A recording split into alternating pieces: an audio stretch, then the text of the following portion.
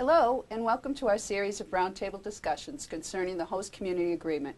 As you know, on Tuesday, February 25th, you will be voting on the host community agreement referendum. And I believe the city has been doing all it can to inform you and help you process the information necessary to make your decision. Last week, I spoke with Revere's fire and police chiefs, as well as the head of security for Suffolk Downs, Mr. Paul Evans, concerning public safety. Today, we will be discussing job creation and economic development with this panel, and I would like to now introduce my guests. I have next to me the Mayor of Revere, Dan Rizzo. I also have Director of Economic Development, John Festa, and VP of Operations and Development from Mohegan Sun, Gary Luderitz. Welcome, gentlemen. Thank you. Thank you. Thank you. And what we want to discuss, as I said, is job creation and economic development. Now, I know that you guys have been all over the city doing a ton of meetings, and we're down to the last minute, and we'd like to do just anybody who hasn't heard or seen, and I don't know if there's anybody in the city who hasn't heard or seen any of your meetings, but speaking just of the highlights of the host community agreement, Dan, tell me, wrap it up for me. Tell me what the city is getting.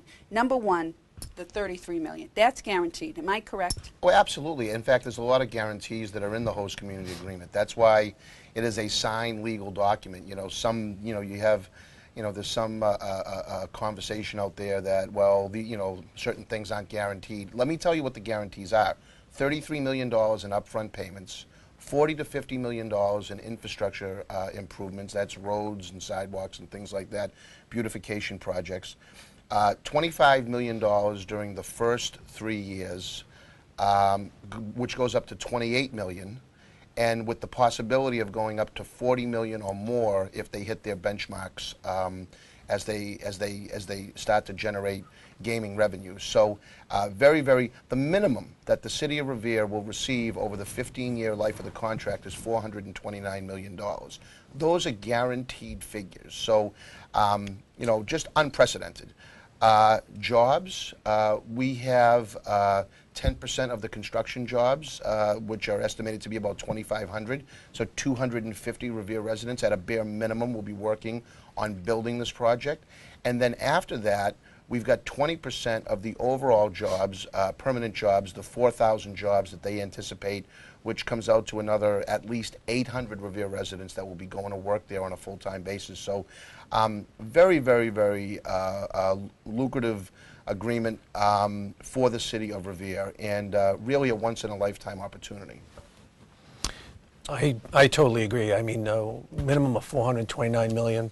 When we were negotiating this deal, we were very aggressive on the minimums because we wanted to make sure that over the 15 years that the city of Revere would be stabilized. So, and the projected revenues will be over $600 million, and that could be a reality. So from a financial standpoint, it is, I think the New York Times called it one of the most lucrative packages in the Commonwealth. So we're very excited about that because we feel that the financial resources that will come forward will be able to do a lot of wonderful things in the city of Revere. We almost lucked out by not getting Caesars. Am I correct in saying that? Well, I mean, I've been saying since November 5th when East Boston voted no and Revere voted yes, that how can we turn these lemons into lemonade? And we have a real opportunity here to do that. Last night, as an example, we were at the Jack Satter House and we're talking to them about, the benefits of the host community agreement and what this means to our community. And I said to them, who here doesn't have a son or daughter, a niece or nephew, maybe a grandson or granddaughter who isn't looking for work or couldn't use a job? I mean, we're still coming out of one of the worst recessions that this country has ever seen. And to have a company come to our community and say, by the way, we're gonna provide you with 4,000 job opportunities here. I mean, this is a true blessing that we have a real chance to capitalize on. And one of the things that people have talked about for a long time is, geez, my taxes keep going up, my water and sewer bills keep going up. Right. This gives me the opportunity to really provide. And I couldn't say this on the, back on the November 5th election because I couldn't make any promises. I couldn't make any real guarantees, and I never will do that as mayor. Right. This time around, I can say I can stabilize your taxes, and I can help with water and sewer rates because this will give me the liquidity in this agreement that allows me to do that. And it's also going to allow me to do an awful lot of other things, like invest in our schools, invest in senior services. We're building a new Harry Delarusso Stadium now that's been long needed here in our community. We talk about upgrading our parks and playgrounds. There's I just committed to Dr. Dakin to build a new high school that we desperately need. We put these kids in brand new elementary schools and brand new middle schools, and then we send them to a 50-year-old high school. Well, this gives me the opportunity to do that absolutely, without having to go to the taxpayers for the money. I know John and I can attest to being in the new high school, yes, and we won't even say how long ago that was. Well, at least 35 years ago we were in the new high school, which is now the old high school. You're absolutely right. And you were just, this whole program was just endorsed, the host community agreement was just endorsed by Dr. Dakin, and you have promised him how much for the Revere Public Schools, and you can again tell us why he endorsed you.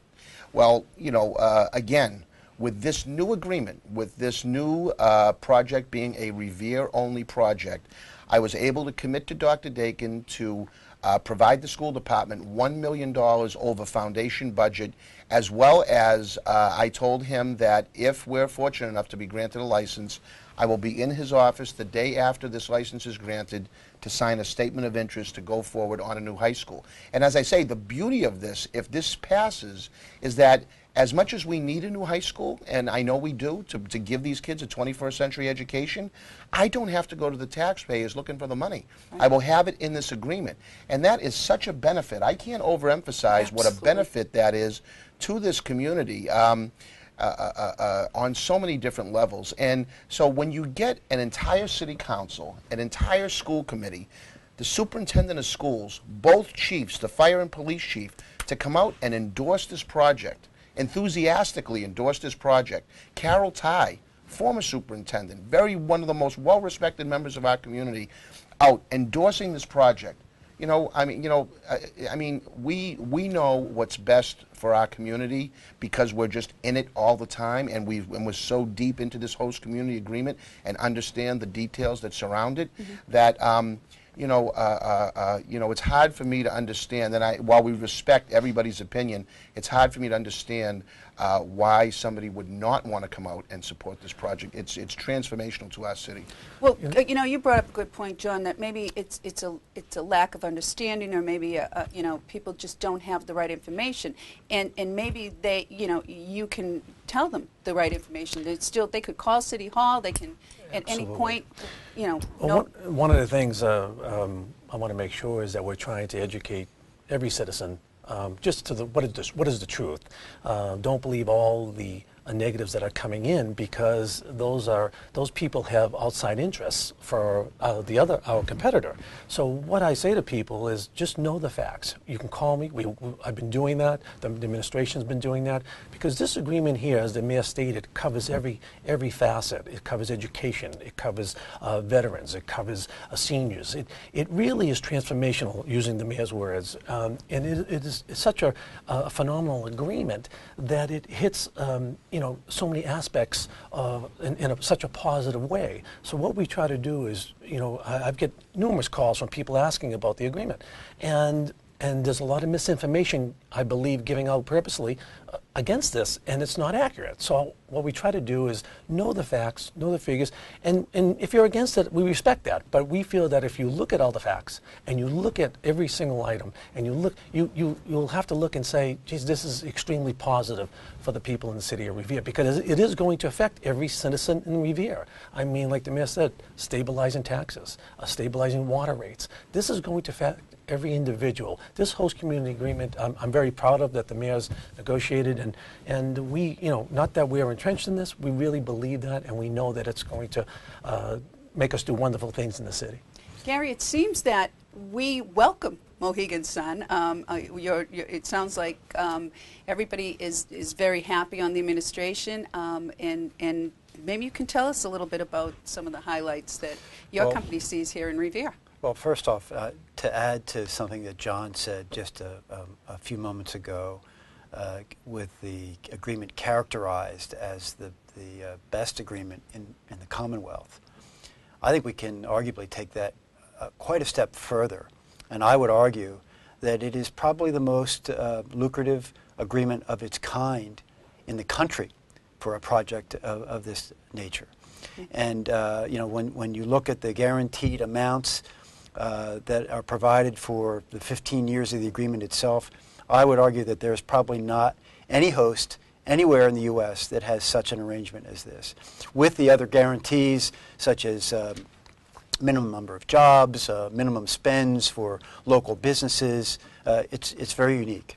And I think, quite frankly, we're thrilled, even though it's a significant sum of money that we would be providing to the city as part of the project.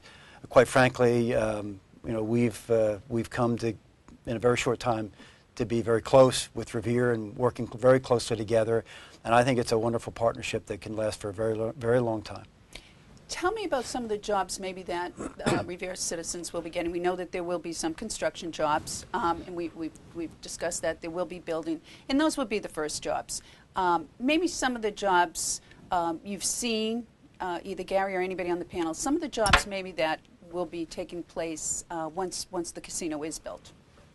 Well, I think there's a propensity for people to think about a casino and perhaps pigeonhole the jobs to say, oh, well, they must be casino-type jobs. What does that mean? And certainly it's easy to recognize that there may be slot attendants and dealers and pit managers. But I think it's not as easy to readily understand the truth behind the kinds of jobs that we have at a project like this. It's a virtual city and a smorgasbord of just about every discipline that you might imagine. Obviously, we have an extensive financial department. It's a business of money, and we've got a tremendous amount of reporting to do from a regulatory aspect that goes with all those financials. A very significant marketing effort. Technology. In the technology sector, we will probably have somewhere close to 50 unique different systems in this project, from the casino system, which may be the most obvious, to the financial systems, to purchasing systems, to security technology and surveillance technology, systems as simple as counting people as they walk in the door, or monitoring parking as people arrive at the property. So, and then to that you can add a few other professionals. We'll have legal and human resources. I think the variety of positions that we have, and these are good career kinds of positions, I think may surprise people who might tend to think of it just as a casino project. Not only that, I thank you for answering my question, but the other part is too, people tend to want a job, but what about the company you're working for? So you you have a job, and then you say, do I even want to work for Mohegan Sun? And what we discussed prior to us coming on here was, what kind of company is Mohegan Sun? And you gentlemen both went down to Mohegan Sun and discussed what it's like to work for Mohegan Sun. And maybe you could tell me a little bit about what you spoke to the employees at Mohegan. Well, and what your experience was. Well, it's really, and you and I were talking. We were all talking about the undercover boss. And how impressive that was when Mohegan Sun was showcased in that series. But I'll tell you my firsthand experience when John and I and a few others went down to meet with some folks from Mohegan Sun and their board of directors. It was really a tremendous experience, and I think that all stems from a recent job fair that they had. And I guess I could summarize, best by saying that they said at the job fair, where close to 400 people attended, that they will take a strong smile over a strong resume. And they're so customer service focused and so family oriented. It sounds almost counterintuitive when you're talking about a casino, and I think that Gary kind of alluded to, there's this preconceived notion of what a casino is. But, when we went down there and we talked to the employees that worked there, we were unable to find anybody that wasn't thrilled and happy to work for the company. In fact, Mohegan Sun has one of the highest retention rates for employees, not just in the casino industry, which is historically high turnover, but really of any company. People that, there's some crazy, ridiculous number. I don't know, 25% of the people that came to work for Mohegan Sun back when they opened first, back in 1996, 96, yes. are still there with the company. And that's why they don't call these jobs; they call them careers. And I don't think that can be overstated. And I'm pretty sure John would tell you the same thing. I totally agree. One of the things that I was very much impressed with, Debbie, was when we were down there, I had an opportunity to speak with 2 employees as they were finishing their shift. And it wasn't planned. It just happened to be one of those situations where they were finishing their shift and I was there. And I had an opportunity to speak with these 2 individuals. And I asked them basically the question, how do you like working for Mohegan Sun? And it was so impressive to listen to how happy they were and how long they've been working there. And one was married, had children, and she was telling me that it's just a wonderful place to work. And we got that feel that it's really a family-oriented type of situation. And I know I can speak for myself and the mayor that we were extremely impressed with the level of confidence these people had and how happy they were. And this they weren't there just for 5 months, 6 months, 7 months. They were there for quite some time. So that tells me a lot about the company in itself. Yeah, and it seems like this is an investment into our youth. When you say career, that maybe we have some kids coming up, getting out of college, in 4 or 5 years that, may want a career. And, you have that element that we were just talking about that's coming, maybe outside of Revere that's trying to put a negative feel on the casino maybe. And this is a positive spin. This is the careers, this is jobs, this is, a nice company coming in here. It's not, it's casino in terms, but I'm not getting that feel, Yeah, well, like Gary said, these aren't just blackjack dealers that we're going to be Exactly. hiring. Exactly. There's 4,000 employees, so it covers every, it covers the entire gamut. And the other thing I think that we don't want to lose sight of is that Suffolk Downs sent a letter to the Gaming Commission saying that if Mohegan Sun gets a license, they will race for at least another 15 years, which essentially is 15 years from the day Mohegan Sun opens, which Right.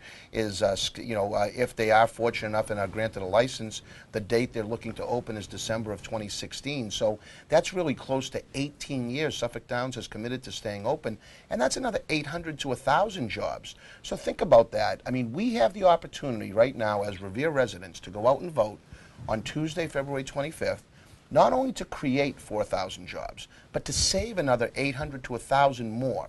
And it's very, very frustrating what's going on right now, and we've all talked about it, is this outside influence, people that are tied to the project in Everett, that are making phone calls and making blatant lies to people, telling them their insurance rates are going to go up, telling them their property values are going to go down, telling them there's going to be more crime. These are all falsehoods, and there is no basis for any one of those statements. They're strictly scare tactics, and it's very frustrating for me as mayor because I certainly could not come out as mayor of this city and promote a project that I knowingly would think would be detrimental to our city. This is going to be the biggest, most positive project that this city arguably has ever seen and may ever see in the foreseeable future. And to have outside influences coming in right now trying to knock this vote down because they want to see the project go to Everett is very, very, very frustrating to me. And I feel a little helpless about it. Give me your top 3 misconceptions. The top 3 misconceptions is that it's going to produce more traffic. Absolutely false. They're spending $40 to $50 million to fix the traffic problem that exists right now. They are providing not a traffic problem, they're providing a traffic solution. They're coming in with private dollars to fix our roads and take cars off our street. And again, sounds like, how could this be? Well, we've done traffic engineering studies. We've studied our studies. We've done peer review with the city of Boston. This is factual data. We are taking roads off of Revere streets and diverting them to further up up the North Shore and widening roads on Route 1A, it's going to make traffic flow smoother. The other thing is property values are going to go down. That's going to be quite the opposite. We had Corey O'Brien from Lackawanna County, Pennsylvania, where Mohegan Sun operates out at Pocono Downs. The most expensive pieces of property in his county right now exist just outside the gates of the casino. It's the most expensive property that exists in Lackawanna County.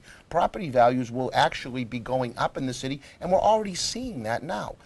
Just on the speculation that there might be a project like this at Suffolk Downs. And the third thing is crime. And I think you talked to the two chiefs, and certainly Chief Caffarelli. I mean, they're going to invest $1.3 billion. Do you think, does anybody think they want to come to a community that's crime-ridden? They want to draw people to that facility. They're going to do not only on their own site heavy-duty security, but I'm going to be able to add 20 police officers to put in our neighborhoods around the city. These criminals will want to go somewhere else. They're not going to want to be in Revere. Yeah. One of the other things that, you know, the mayor touched upon about property values, you know, one of the things that I deal with on a daily basis, I deal with developers from all over. We shouldn't forget that not only on that development in Revere with the gaming facility, in and around the area, I mean, I deal with developers that are looking at the Shaw site, dealing with all properties in that area. Those property values are going to go up. So it's not going to hinder. It's going to be just the opposite effect. The Revere Beach, we feel, get so much interest from developers on Revere Beach for commercial development so that we can help stabilize our taxes and water rates. And we have enough residential right now. And one of the things that the mayor suggested to me is to be more aggressive in commercial development once I end up taking this position. That will happen. All these things will happen positively because of this development. And, you know, I can't stress that enough to when people say about property values declining, it's just the opposite. It's just the opposite. So that's a misinformation. What about the car insurance rates going up? Again, another fallacy, another complete misconception. Insurance rates, and this is something that I can speak to because, as you may know, I mean, I've owned my own insurance agency for the last 28 years, so this is something that I'm intimately familiar with. Insurance rates, the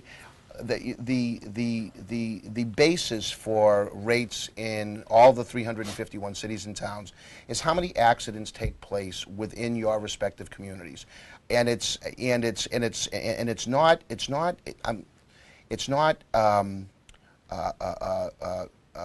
You know, the community itself, but let's say, for example, let me try to put this in terms. I'm from Revere. I get in an accident in Malden, and I cause the accident. That accident is reflected back to Revere because I'm at fault. Malden does not get charged for that accident. Conversely, if I live in Revere and I'm driving on a Revere street and somebody from Linfield hits me, rear ends me, and they're at fault, that accident is charged back to Linfield. So if you think about this, they're going to be adding $40 to $50 million worth of road improvements and you know, street widenings, things like that. There will actually be less accidents, I believe, less accidents taking place in our city because traffic will be flowing freer and more smoothly. I could actually, and you know, far be it from me to you know, start talking about, you know, rate setting, because that's not my jurisdiction. But I cannot see how insurance rates will go up if we make our roads better.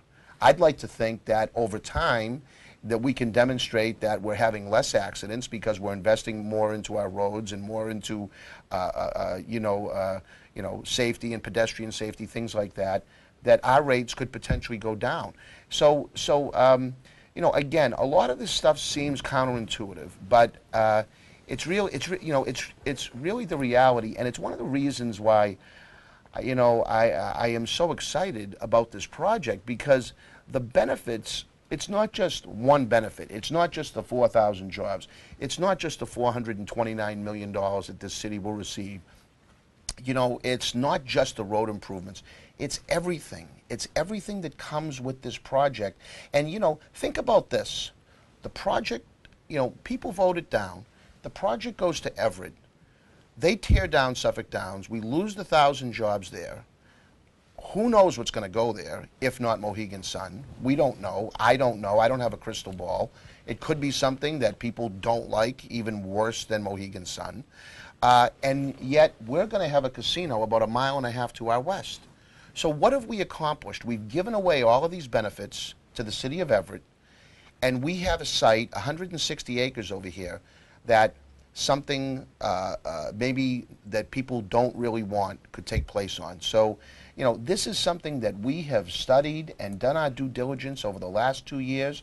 We have all come down on the side, like we talked about earlier. The entire city council, the entire school committee, the superintendent of schools, both chiefs of police and fire, you know, people that are well respected here in the community, people that are trusted here in the community have all come down and said, this is good for Revere. And why let it slip through our fingers and have it go to the city of Everett? It does not make sense to me. And these outside influences are doing all they can to take it away from us. And I just have to be confident that our residents are going to come out on Tuesday and say, no, we're not going to buy into this nonsense from these outside interests that are trying to scare us. We're going to go out and we're going to vote for Revere because we want all the benefits that's going to come with a project like this.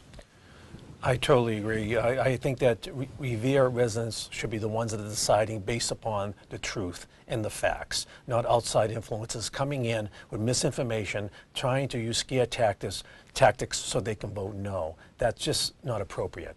And this is something that is so transformational. And the reality is, if you're against casinos per se, the casinos are coming. And if it doesn't come in Revere, and I don't say that as a threat, I say it as a reality. If it doesn't come to Revere, as the mayor stated, it's going to Everett. So if they had an opposition, if they were in opposition of gaming, they should have done that before the law was passed, because it is coming. And if it goes to Everett, the mitigation dollars is zero. And we can do so many wonderful things with the monies that will be coming into the city that we want to make sure that the people are educated on the issue. I would just add to the mayor's point about what would happen at that site. Whatever happens probably would not include the kind of private financing for infrastructure that has been committed to this project. So that's a huge benefit to have a project like this, that in addition to everything else that it brings to the table, it brings private financing for public ways. And it's a unique and I think important piece to the whole puzzle.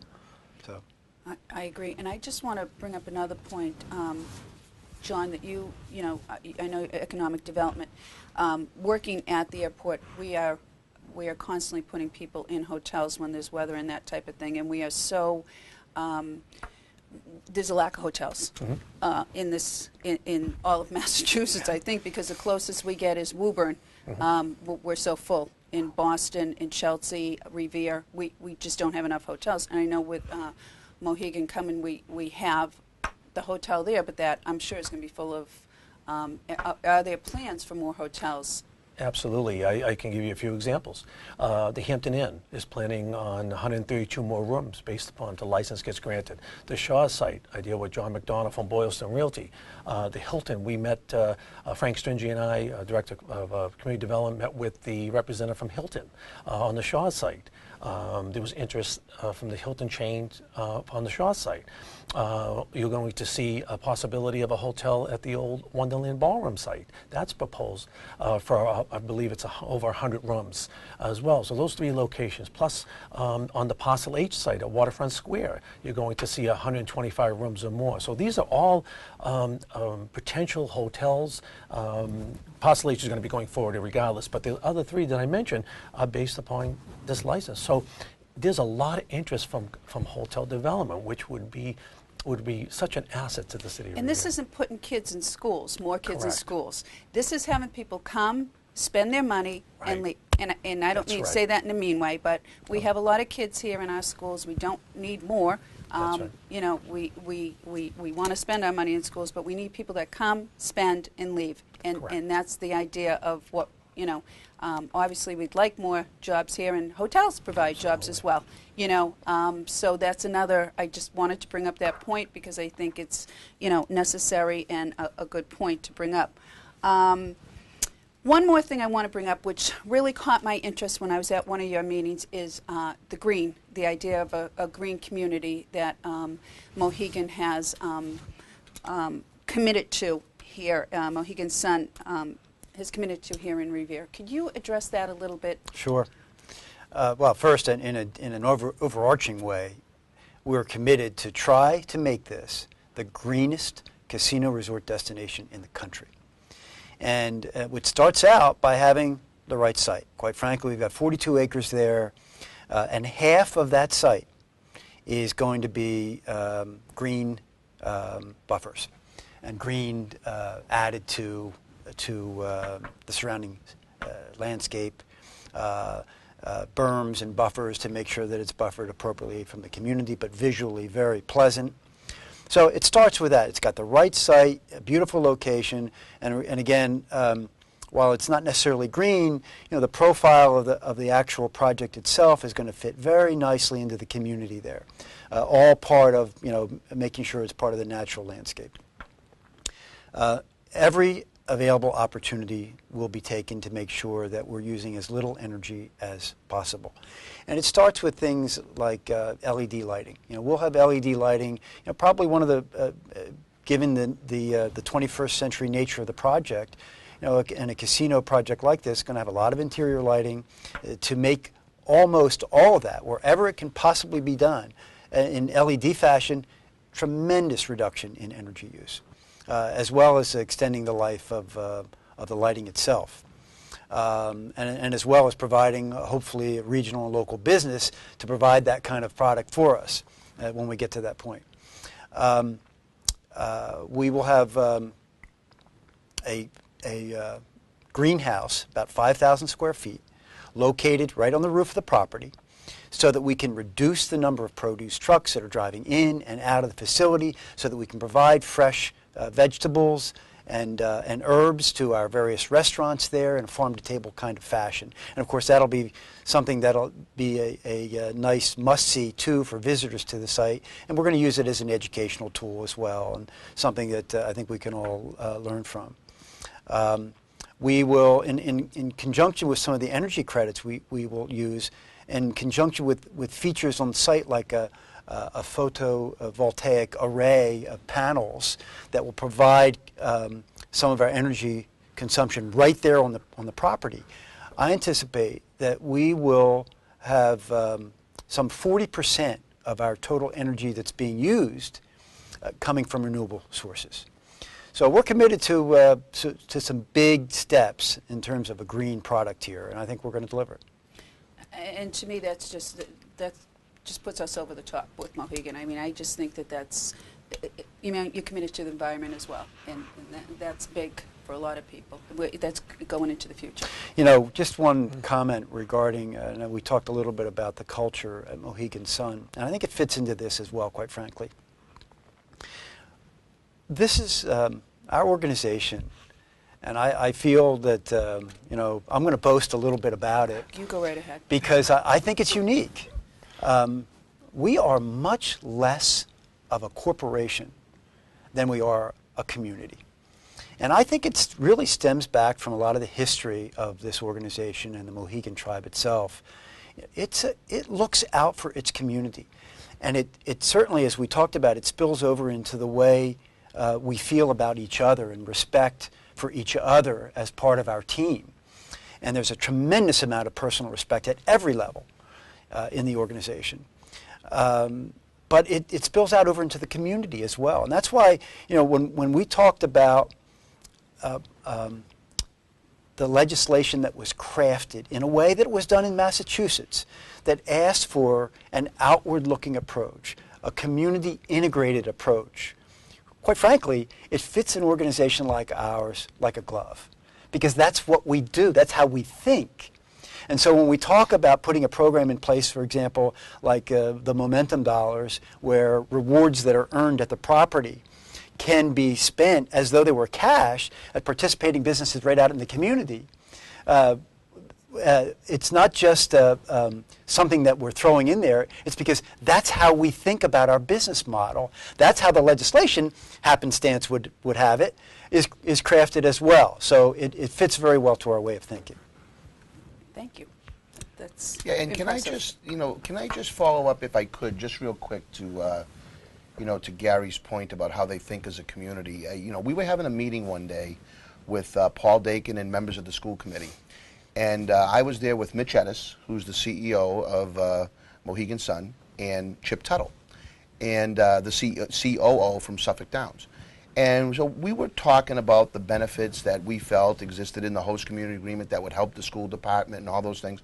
And we started talking about, I think I had said something along the lines about how sports teams are struggling and how they're always out fundraising and trying to raise money. And it must have hit a chord with Mitch, because above and beyond the terms of the host community agreement, Mitch Ettis turned to Paul Dake and he said, I'd like to dedicate $50,000 to your sports teams here at the high school.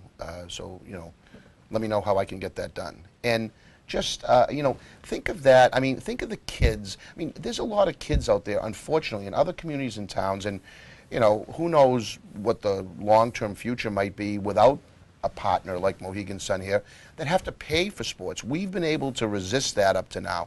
But now to have a company come in and say, not only are we going to, be part of your community, but we want to make sure that kids in this community who play sports at every level get that extra, push or opportunity. And the other thing I wanted to say, and it's a little bit off track of that particular point, but you talked about kids that, that graduate high school, they go on to college and maybe be able to come back to some of these jobs that Gary had alluded to earlier. But what about the kids that don't go off to college? I mean, what an opportunity for them to stay here right in the community and to go and to actually get into a job that has real opportunity for advancement. I mean, they promote from within. And that's another thing that John and I were able to pick up on when we were down there. And that's one of the reasons I think people stay so long, because they create real opportunities for people. So, like I say, this is a once-in-a-lifetime opportunity. They're only going to give out one license in the Eastern region, and that's it. That's what the legislation calls for. So it's us or Everett. And, Revere has to stand up for Revere. This is our chance. We did it back on November 5th. I feel like we can do it again. And people have been inundated with phone calls and letters and mailings, and I apologize for that. But the reason is, if we just sit back and do nothing and let the opposition continue to put out lies and misinformation about this project, we're fearful that people might start buying into it, and then they won't vote for the project. And so we can't let that happen. And as uncomfortable it is for us to have to continue to bang away at the phones and keep, reminding people to stay the course, vote for Revere, this whole Revere says yes. We're doing it, so that because we're put in that position because of this opposition effort that's emanating out of the city of Everett. And so we just have to stay the course. It's another week. I promise people that after February 25th, we will not call you anymore. We just, this is too important to just let it go to chance. And so, but again, I do feel badly. People don't want to be bothered. I know myself. I don't like when the phone rings. I'm in the middle of doing something. I mean, everybody's busy, but we're really, really trying to nail this down and make sure that February 25th is a big, big successful day for the city of Revere. Any last points, John? I just want to say that this is probably one of the, if not the most important vote that the people in the city of Revere will ever take. And that's why we're putting so much, the administration, Mohegan Sun, our department, are putting so much time and effort in, as the mayor stated, because it's that important. And we feel that it will be so positive in so many different ways, as we stated before, that we just want the people of Revere to decide based upon the facts, because it will be transformational, and we're excited about it. Gary, last point for you? I think just to say that, in a very short time, all of us who have been involved in this project from Mohegan Sun have developed a special feeling for Revere. the working relationship that we've had. I just think it's been unprecedented, and I think it speaks to the kind of people that we're working with. So we're committed to it. We've done everything we can, hopefully, to make this project become a reality, and we hope that we get the right vote next Tuesday. Dan, I'm going to give you the last word. Well, I mean, certainly, Debbie, I want to thank you, and I want to thank Revere TV. You guys have been terrific in so many ways, and in helping us get the message out to the public. It's been a long process, and you were very engaged and very helpful during the last election cycle when we had to come out on November 5th, and Revere voters came through with shining colors. And once again, you're doing it again. So I really, really want to thank you, and I want to thank the voters who have been so patient and so vigilant in following this process along. We really live in a very, very special community, and I think Gary, as somebody who's just getting familiar with this community over the last couple of months, has alluded to, I've always said our greatest resource in the city is our people, and I've got a very high level of confidence that they're going to come out once again, as they did back on November 5th, and vote for this project that's going to mean so much to our community. So, thank you. Thank you all for coming today. Thank you. And I think what's most important is that you do come out and vote. Tuesday, February 25th. Gary said, and Dan just said, we come from a community where we respect and we treat each other fairly, and that's really a good, important point. So once again, come out and vote. February 25th, next Tuesday. Revere TV will be there. Thank you.